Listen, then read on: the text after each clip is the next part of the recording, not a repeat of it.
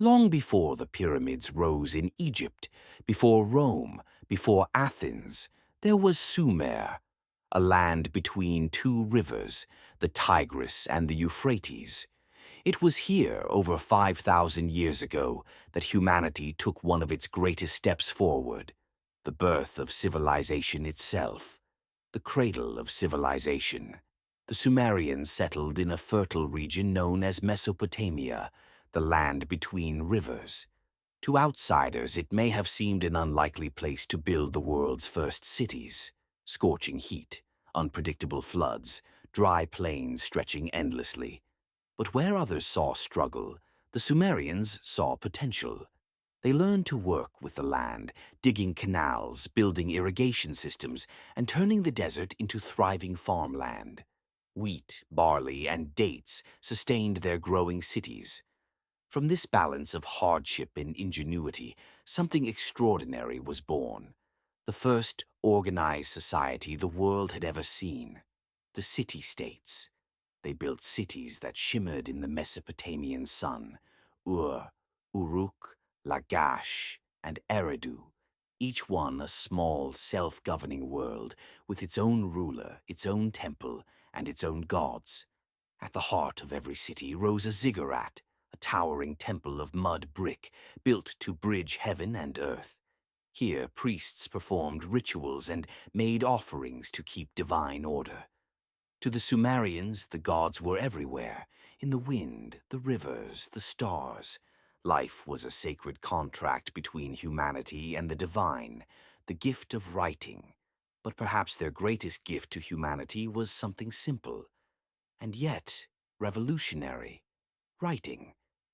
Around 3200 BCE, the Sumerians created the first known system of writing, cuneiform. They pressed wedge-shaped marks into soft clay tablets using a stylus made of reed.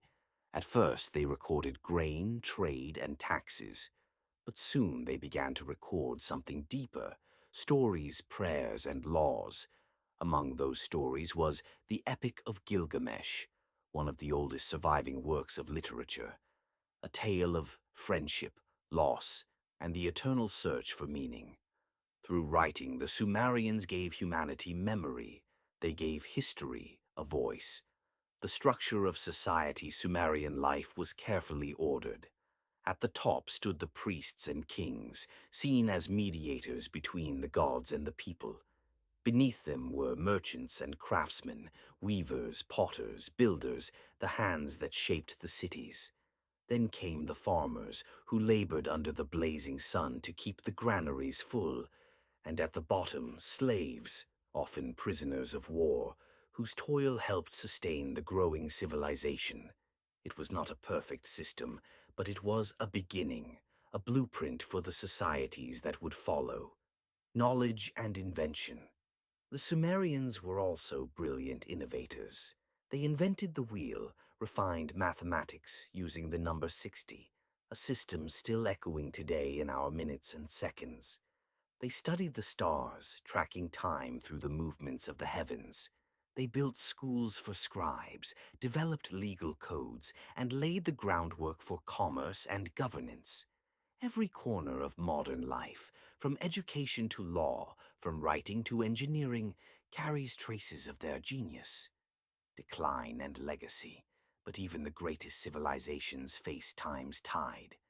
By around 2000 BCE, Sumer began to fade. The rivers shifted, the soil grew salty, and outside invaders arrived. The cities that once shone with life slowly turned to dust. And yet the spirit of Sumer did not vanish. Their language, inventions, and ideas were adopted by those who followed: the Akkadians, Babylonians, and Assyrians. Their legacy flowed like the rivers they once tamed, spreading across the ancient world, shaping the course of human history. Closing reflection. So who were the Sumerians? They were dreamers, builders, and recorders of the dawn. They took humanity's first steps toward civilization and taught us that progress begins not with perfection, but with courage, curiosity, and imagination. In the cradle of civilization, they lit a flame, And that flame still burns in every city, every invention, every word we write today.